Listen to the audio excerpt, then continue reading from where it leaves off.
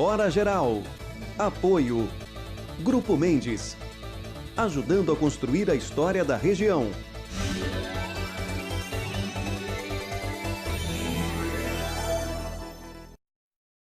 A partir de agora, mais uma edição do Hora Geral. E você percebeu que nós já estamos com um convidado aqui ao lado? É o meu amigo, o advogado Jonas Grebe.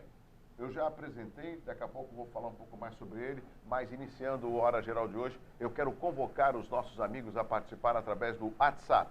Nós temos o WhatsApp que é o 981701434, está no vídeo. Você que está acompanhando através das redes sociais, no facebook.com/Hora Geral, você que está na TV Guarujá, na Guaru TV, enfim, você que compartilhou o nosso programa, interage, participe. Isso é fundamental, né? O Hora Geral é um programa feito para que você fique bem informado e possa tirar as suas dúvidas, tá certo? Como eu sempre abro o meu programa, não se esqueça que eu estou com você. Por que eu fiz questão de trazer o meu amigo Jonas Grebe? Ele é um advogado especialista, entre outras áreas do direito, o direito eleitoral, que é um direito que eu julgo fundamental, meu amigo Jonas. Mas além do direito eleitoral, você tem uma outra atividade no direito, né? Por favor, é o criminal? Faço direito penal. Penal. Sou penalista já há bastante tempo. É uma coisa que me apaixona muito, porque a liberdade do ser humano, eu acho que é o princípio fundamental da vida. E tem liberdade aqueles que merecem ter liberdade, e quem determina isso, para quem faz o cometimento de algum tipo de infração, é o legislativo. Então, a luta pela liberdade, eu acho que é tudo. O Jonas Grebe vai estar conversando com a gente sobre o direito eleitoral, o direito penal, e vamos falar inclusive de algo importante. São as eleições que acontecerão em 2020. Muitas dúvidas param nas cabeças dos eleitores, dos internautas e dos nossos telespectadores. E o Jonas vai tentar ilustrar e responder uma dessas principais indagações. Mas, inicialmente, Jonas, você falou em algo que me provoca. As pessoas, eu ainda ouço, e é lamentável ouvir as pessoas falarem assim, não adianta, isso não vai mudar nunca, que direito, que não tem direito nenhum. Por que será que as pessoas estão tão desiludidas com relação aos direitos constitucionais? Será que elas pensam que os direitos, por serem constitucionais, é só aguardar que eles sejam executados ou implementados? Ou elas precisam lutar, precisam convocar ou contratar um advogado, por exemplo? Sempre buscar quem tem o conhecimento jurídico, o advogado. Agora, nós vivemos um momento muito difícil no Brasil hoje. Nós vemos que o casal Garotinho foram presos ontem e soltos hoje. Imagine o filho da Dona Maria, que mora lá em Vicente de Carvalho, ou aqui em Vicente de Carvalho, que foi preso ontem à noite. Quando que ela vai conseguir ter acesso? Hoje nós temos já um avanço com a audiência de custódia. Sim. Mas quando que essa pessoa vai ter acesso real à justiça? Quando que ela vai conseguir contratar um advogado à altura, ou como ela vai fazer, estando na fila do advogado público, que são excelentes advogados, mas que tem um advogado para 50, 60 pessoas todo dia. Grebe, você falou uma coisa interessante que está um pouco longe do conhecimento da população, porque a maioria não tem o conhecimento jurídico, como, por exemplo, o nosso convidado tem. É o caso das inúmeras tentativas de solicitação de habeas corpus que os advogados de defesa do ex-presidente Lula tentaram e não conseguiram. Agora, com relação ao casal Garotinho, tanto o Antony Garotinho como a Rosinha Garotinho, que já foram governadores de São Paulo, conseguiram habeas corpus às 5 horas da manhã. Mas aí tem uma diferença fundamental. Opa. O presidente Lula está condenado. Então, há uma diferença. O casal Garotinho, não. A prisão deles é arbitrária. Porque se você tem provas robustas de que eles têm participação no desvio de 60 milhões, como foi colocado pelo juiz que o está julgando, eles deveriam estar presos, condenados. Condene-os. Porque não é o mesmo pessoal que luta pela prisão em segunda instância? Se você luta por prisão em segunda instância, como é que você consegue prender alguém que não está condenado em instância nenhuma? Né? Temos hoje no Brasil aproximadamente 200 mil presos sem condenação nenhuma. Estão presos porque são pobres. Quantos? 200 mil, acima de 200 mil. Estão presos porque são pobres, estão presos porque são discriminados, ou por etnia, ou por qualquer outro motivo. Estão presos porque não têm acesso à justiça. Estão presos. Pega aqui no Guarujá, são 200. Agora, no Guarujá. Grebe, é até bom explicar para o nosso público, o telespectador internauta, o que significa primeira instância e segunda instância. A primeira instância é quando você é julgado na sua comarca. Você Vamos comete supor, um crime no Guarujá, você é julgado no Guarujá. Tá. Você comete um crime em Santos, você é julgado em Santos, Tá. na comarca. Primeira instância é isso. Segunda instância, TJ São Paulo, tá? Na questão criminal ou na questão civil, lá na Praça João Mendes, no Fórum João Mendes, você faz a segunda instância. A terceira instância é o STJ, Superior Tribunal de Justiça, que já é em Brasília, que são 56 ministros, dividido em câmaras. Você cai em uma das câmaras, essa câmara julga o seu processo. Pouquíssimos processos chegam ao STJ. Questões constitucionais, se a sua prisão, se o seu ato, se aquilo que você está participando faz parte de um ferimento à Constituição, então é Supremo Tribunal Federal, que é o tribunal que deveria cuidar somente dos aspectos constitucionais e não ficar julgando habeas corpus de todo mundo a toda hora como é feito. Leia-se Gilmar Mendes, por exemplo. Gilmar Mendes é uma peça, né? Mas nós temos Sim, 11 cabeças que pensam de forma completamente diferente. E o grande problema do judiciário brasileiro, principalmente nessa questão do Supremo Tribunal Federal, é a questão midiática. Juiz fala nos autos, juiz não fala em microfone. Ministro do Supremo, ministro do STJ, juiz de primeira e segunda instância, desembargador na segunda instância, não podem falar em microfones. Tem que falar nos autos. Ponto. Decide nos autos. Nós temos canal da justiça aqui que fica entrevistando o juiz o dia inteiro, o juiz fazendo juízo de valor sobre questões, às vezes, que dependem somente do legislativo.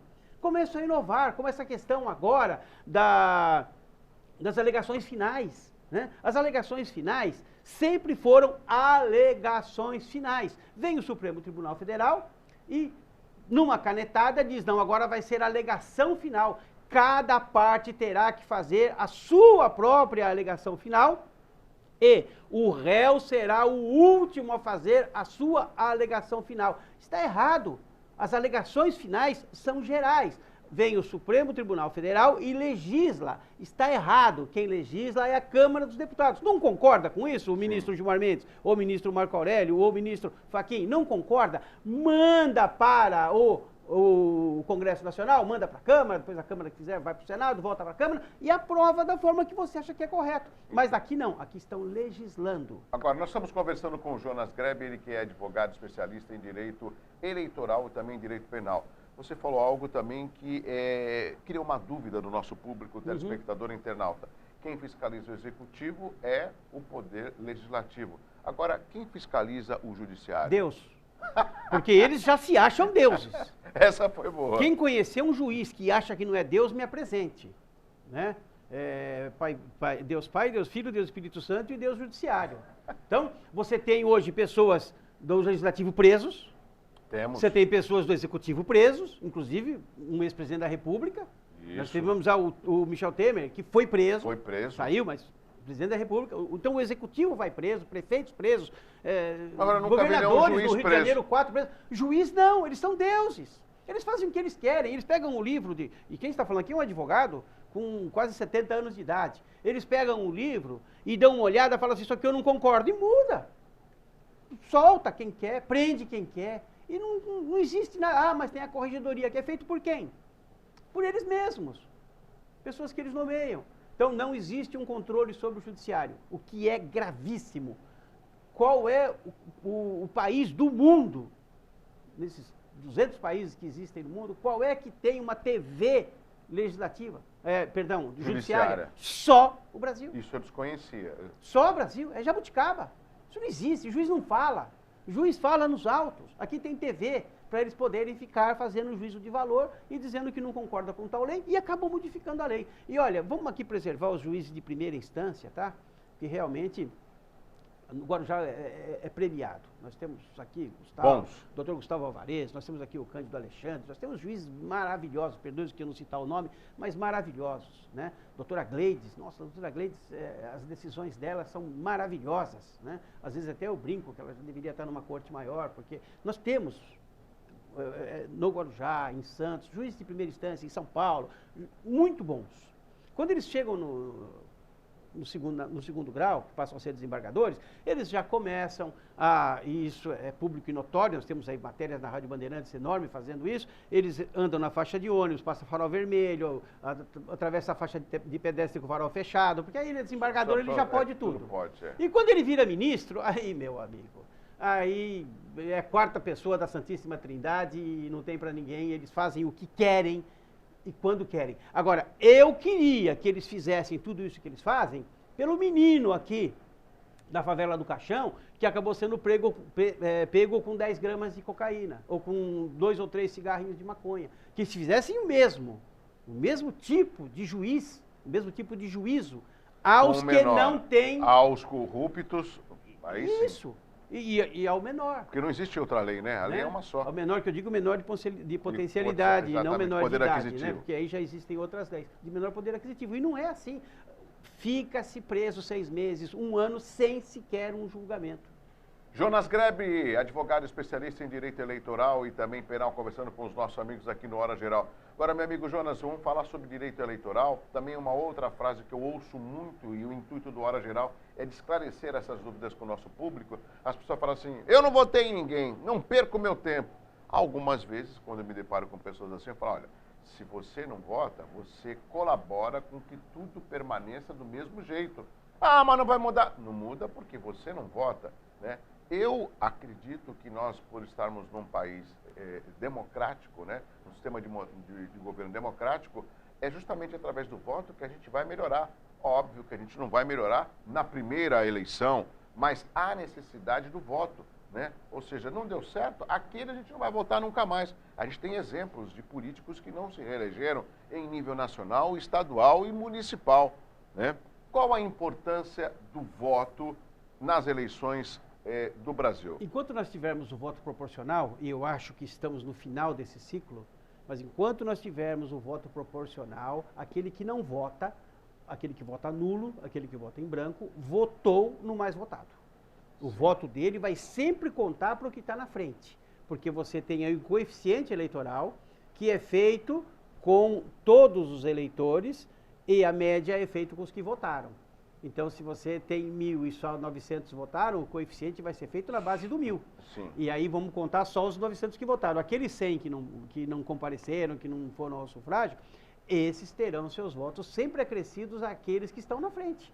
Porque você poderia dar esse voto para um outro que poderia alcançá-lo ou ultrapassá-lo. Então, de qualquer forma, a pessoa, mesmo estando fora da eleição, não querendo ser o eleitor, não querendo comparecer, não querendo dar o seu voto, ele de alguma forma está contribuindo para que o mais votado ganhe. E de repente ele não gosta do mais votado, né? Mas a questão maior hoje é da conscientização. Nós precisamos conscientizar o nosso povo. Nós precisamos, basicamente, de educação. Nós não temos educação no país, estamos em penúltimo do mundo em educação. Todo candidato fala isso em campanha, mas quando ele chega lá, educação, moradia e transporte. É o discurso comum de todo mundo. E a segurança. E eu não digo que eles não pensem nisso, segurança assim também. Eu não digo que eles não pensem nisso antes da eleição, ou depois da eleição, ou durante a eleição, pensam. Mas existem amarras, existem grandes amarras. E uma das grandes amarras estão tentando resolver aí, que é a questão financeira. Toda prefeitura que se preza hoje no Brasil está quebrada. Exatamente. Todo estado que se preza no Brasil hoje está quebrado. Então você investe 60%, 70% já em despesas fixas, com o orçamento. Pagamento de funcionário, não sobra nada para investir. Já leva mais da metade. Né? Então você não consegue investir. Se você andar aqui em Vicente de Carvalho, na São João, na São Jorge, se você for lá para Astúrias, no Paredão ali, onde tem o campo de bote ali nas Astúrias, você vai ver muitos jovens sentados ali que não trabalham, que não estudam, que não foram conscientizados da importância de estudar, da importância de trabalhar, gente que já botou na cabeça que não vai ser nada na vida, então não vai ser nada mesmo, e isso se faz com educação. Só se transforma isso com educação. Concordo plenamente. Mas quem é que vai querer investir em educação? Quem que vai dar o start? Quem vai iniciar, né? Isso. A questão de moradia, né? Me perdoe falar do Guarujá, estamos falando aqui para toda a Baixada Santista, mas eu sou aqui do Guarujá, nós temos aqui um déficit de quase 30 mil moradias. São quase 30 mil pessoas, famílias, quase 30 mil famílias, mais de 120 mil pessoas vivendo de forma subnormal, subhumana. Existe um levantamento que a região tem um déficit de 90 mil moradias. toda a região, pegando as 9 cidades. Então, Guarujá chega a quase 30 mil, quer dizer, quase um terço, e nós estamos falando em 9 cidades. Então, nós precisamos de investimento em educação, precisamos de investimento em moradia. A pessoa não vai colocar o filho na escola e comprar livro com o esgoto passando na porta da cozinha dela e sem arroz em cima da mesa. São coisas que precisam... Nós estamos chegando... E isso tudo se faz através de políticas sérias. Estamos chegando em 2020, Douglas. Nossa, estamos chegando em 2020 e nós estamos ainda com pessoas que não têm nenhum tipo de assistência. Isso tem que mudar. Né? O sujeito ganha R$1.000 por mês. Olha, faça esse raciocínio comigo, R$1.000 por mês, ok? Para sustentar uma família. Ele compra arroz, compra feijão, compra batata, paga a conta de luz, paga a conta não sei o quê. Ele paga 30% do que ele ganhou em impostos. Na comida, na conta de luz e etc. Ele sobra gasta R$700. Sobra R$700. Mas não é essa a questão. A questão é que esses R$300 dele vai para inteirar o salário de quem ganha 30 mil. Você tira, olha o que é o Brasil, depois de tantos anos se falando em questões sociais, governo social.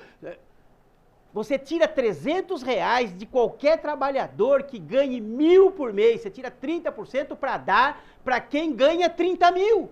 Você tira do pobre para dar para o rico. Faz um raciocínio, você vai ver que é assim no Brasil inteiro. O pobre sustenta o rico. Esse raciocínio é importante você tocar, porque às vezes a população ela não faz essa conta, ela não tem essa habilidade de analisar. E aí ela só chega à conclusão que o dinheiro não dura um mês todo. Não dura. Né? E quando alguém quer mudar alguma coisa, o rico usa dinheiro na mídia ou em outros meios para convencer o pobre a ser contra a mudança. E o pobre é contra a mudança porque o rico quer continuar ganhando uma parte do salário do pobre. É uma inversão. Jonas Grebre, advogado especialista em direito penal e também eleitoral. Jonas, parece que nós vamos ter uma mudança nas eleições em 2020. Por exemplo, tem uma das coisas que eu acho que a população deveria ter a conscientização, é a sujeira que fica nas ruas, né? No dia e pós-eleição, são os santinhos, uma coisa muito feia. Isso vai ser permitido na próxima eleição? Primeiro, chamar a fotografia do candidato de santinho é um assinte, né? Porque de santo, geralmente... Não, ele é sujinho. De santo, geralmente, não tem nada. Sujinho. Mas essas fotos não são da última eleição, não, são não, da penúltima. Não, a última eleição, nós já tivemos esse índice de sujeira nas ruas diminuído em mais de 90%. Foram poucos e os que sujaram as ruas estão tendo punições. Já estão sendo punidos de uma forma ou de outra. Isso aqui, para a próxima eleição, eu acredito que já não teremos mais essa distribuição farta de santinhos na porta. Hoje fazer boca de mais urna as redes sociais, né? Mais as redes sociais. Isso realmente é uma questão superada, mas que é uma vergonha, né? Um outro assunto também que eu quero aproveitar, meu amigo Jonas Grebre, para que ele oriente os nossos amigos, é a respeito das câmaras municipais. Lá estão instalados os vereadores que foram eleitos pela população. E, no meu entendimento, uma das principais atividades do vereador, e que às vezes ele não faz, é fiscalizar o executivo. Por que será que às vezes ele não fiscaliza como deveria fiscalizar? Fiscalizar o executivo e apresentar as leis, projetos, é verdade. Então são as duas funções básicas do vereador. Mas o nosso sistema é muito perverso, porque é o sistema da reeleição. Ele precisa se reeleger. E o legislativo ele precisa estar acoplado ao poder executivo.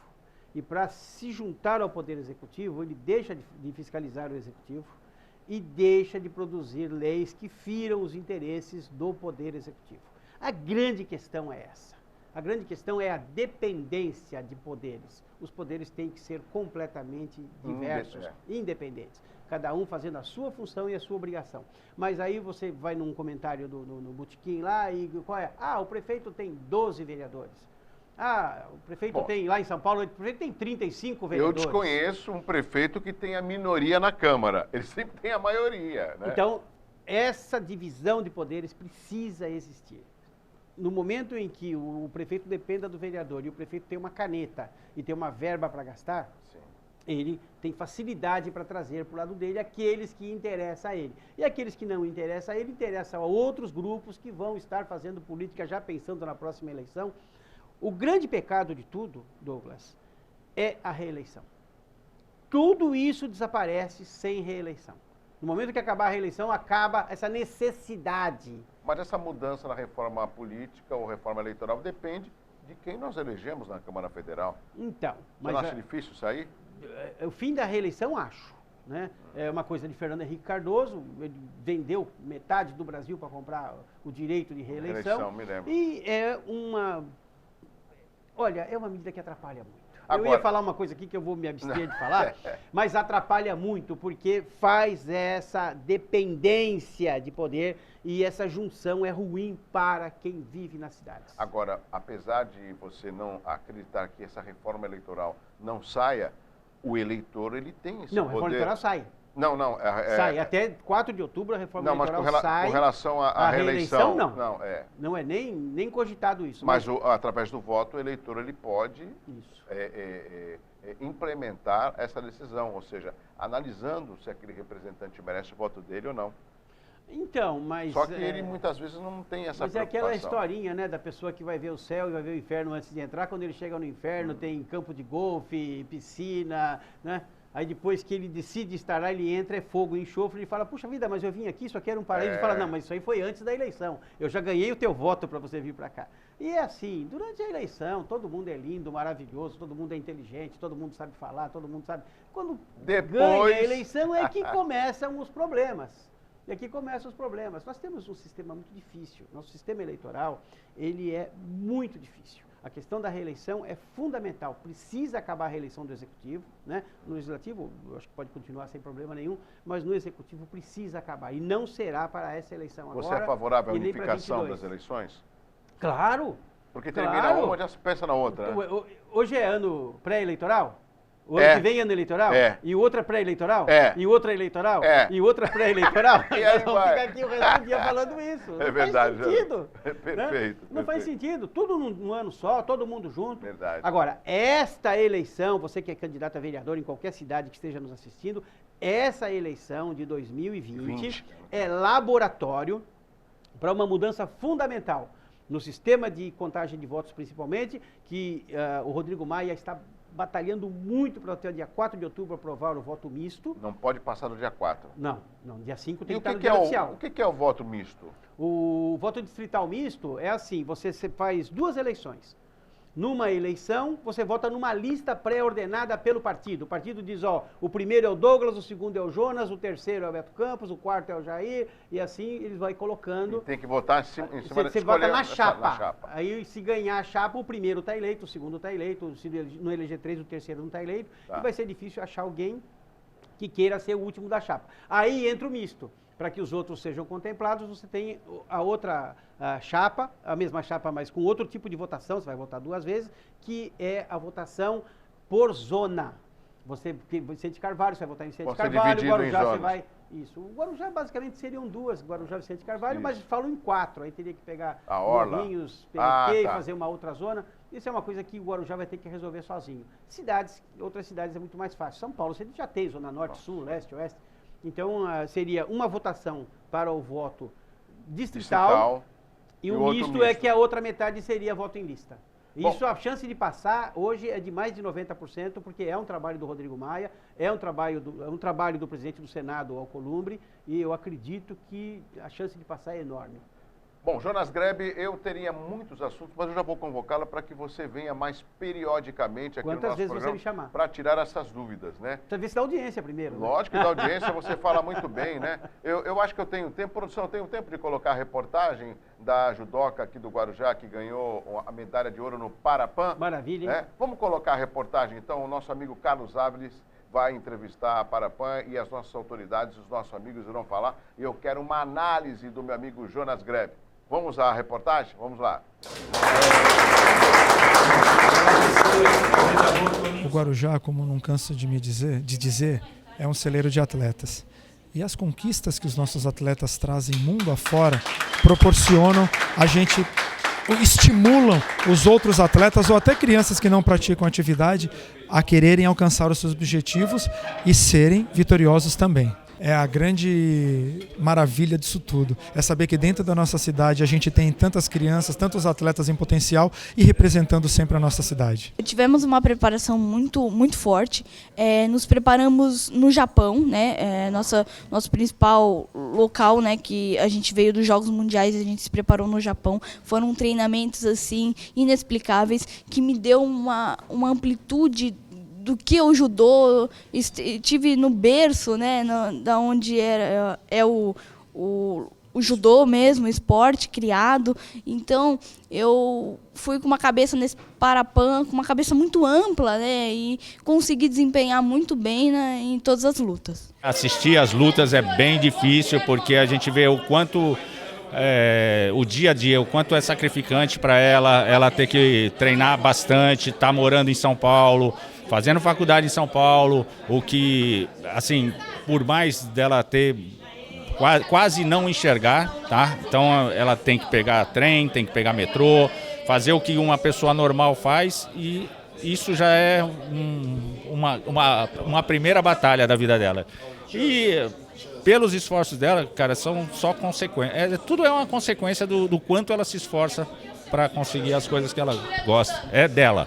Então é medalhista de ouro, representando o nosso país nos Jogos Parapan-Americanos e guarujaense. Eu que conheço a família dela, o pai dela, parabenizo o Irineu, a esposa, toda a família, a avó, a dona Lúcia, né? Que a gente viu a Júlia desde pequenininha aqui. Então, para nós que somos filhos do Guarujá, é motivo de orgulho, Carlos, para que a gente possa vir aqui hoje e dar os parabéns para ela, dar um abraço e um abraço de gratidão por ela nos representar tão bem. E como ela falou para você, né? Todo esse empenho vale a pena, porque ela conquistou hoje uma medalha de ouro para o nosso país e conquistou principalmente aqui, levando e elevando o nome da nossa cidade positivamente, como você falou. O esporte é inclusão, o esporte é cidadania, o esporte é disciplina, é saúde, é amizade, é superação de desafios.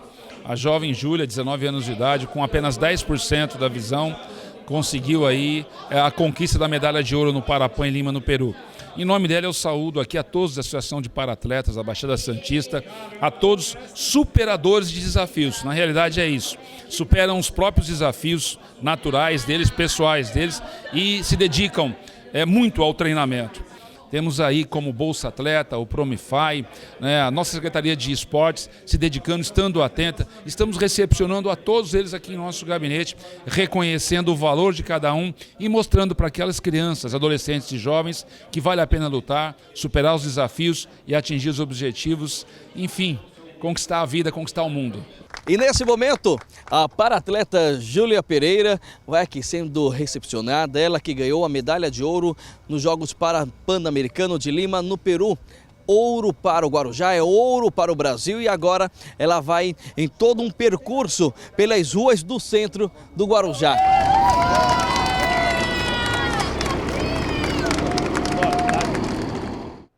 Esse é um grande exemplo, Jonas, porque o Parapan são aqueles atletas que têm algum tipo de necessidades especiais, né? E eles acabam surpreendendo. E a Júlia é aqui do Guarujá. O Guarujá sempre tem essas pedras preciosas, né? Me lembro lá do The Voice Brasil, que nós tivemos uma moça... Exato, nacional. também. A Júlia é um exemplo de vida. Porque eu sou da época que a pessoa que tinha qualquer tipo de deficiência vivia escondido no quarto da avó, não saía, tinha medo, tinha vergonha, era hostilizado às vezes. Hoje não, essas pessoas estão interdependentes, estão jogando basquete, estão jogando handball, estão participando de competições como a Júlia e são vencedoras. Isso é maravilhoso. E estão dando uma lição de vida para nós. Quanto que às vezes nós reclamamos, né? Exatamente. Perdão, Deus. Bom, nós chegamos ao final de mais uma edição do Hora Geral. Nós conversamos com o Jonas Grebe, ele que é advogado especialista em direito eleitoral e direito penal. Mais uma vez, vou convocá-lo mais vezes. Eu quero que o meu público telespectador, o meu público internauta, possa ficar bem informado.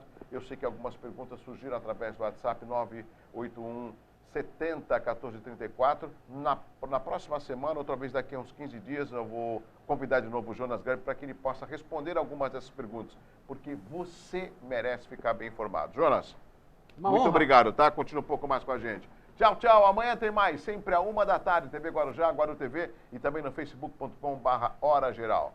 Até lá. Auto Posto São José de Santos, seu combustível com procedência e qualidade comprovada. Aqui o seu carro tem o tratamento que merece, porque afinal faz parte da sua família. Queira o melhor para o seu veículo, abasteça no Auto Posto São José. Lá você encontra também uma loja de conveniência completa e o serviço de ducha para o seu veículo. Ducha azul com cera vegetal. Auto Posto São José fica localizado entre as avenidas Conselheiro Nébias e Francisco Glicério, ao lado da Faculdade Unimes. Auto Posto São José.